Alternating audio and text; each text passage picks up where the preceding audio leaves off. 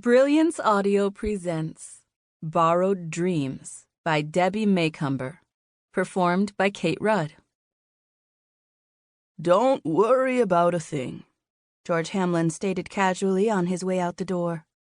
"Yes, but," Carly Grieves interrupted. This was her first day on the job in Anchorage, Alaska, and she was hoping for a few more instructions. "But what would you like me to do?" Take any phone messages and straighten the place up a bit. That should keep you busy for the day. He removed his faded cap and wiped his forearm across his wide brow as he paused just inside the open doorway. "All day?" Carly mused irritably. "What time should I expect you back?" Not until afternoon at the earliest. I'm late now.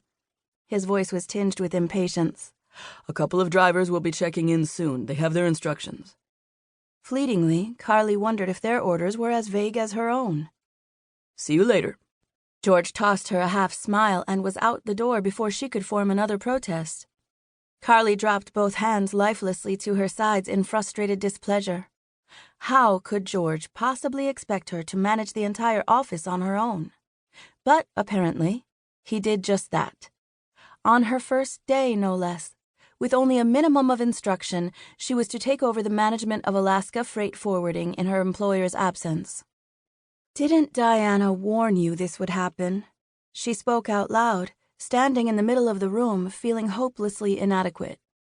Good heavens. What had she gotten herself into with this job?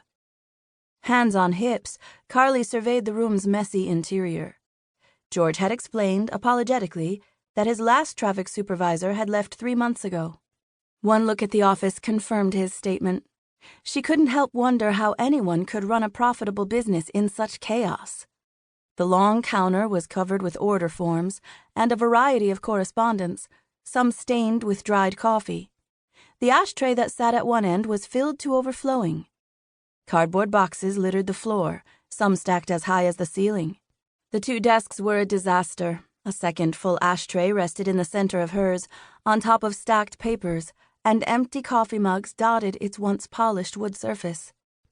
The air was heavy with the smell of stale tobacco.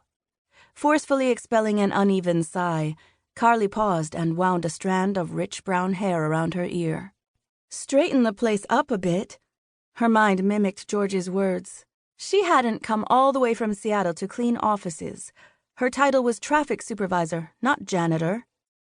Annoyed with herself for letting George walk all over her, Carly got her desk in reasonable order and straightened the papers on the counter. She grimaced as she examined the inside of the coffee pot. It looked like someone had dumped chocolate syrup in it. She guessed it had never been washed. When the phone rang, she answered in a brisk, professional tone. "Alaska Freight Forwarding." A short hesitation followed. Who's this? Squaring her shoulders, she replied crisply. "Carly Grieves, may I ask who's calling?" The man at the other end of the line ignored the question. Let me talk to George.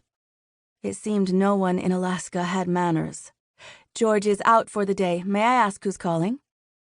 Whoever was on the line let out a curse. "I beg your pardon?" When do you expect him back? "Well, Mr. Blanky Blank, I can't rightly say." I'll be there in 10 minutes. With that, he abruptly severed their connection. Sighing, Carly replaced the receiver. Apparently, Mr. Blanky Blank thought she could tell him something more in person. A few minutes later, the door burst open and a man as lean and serious as an Arctic wolf strode briskly inside and stopped just short of the counter. Dark flecks sparked with interest in eyes that were wide and deeply set. He was dressed in a faded jean jacket and worn jeans, and his Western-style checkered shirt was open at the throat to reveal a broad chest with a sprinkling of curly dark hair.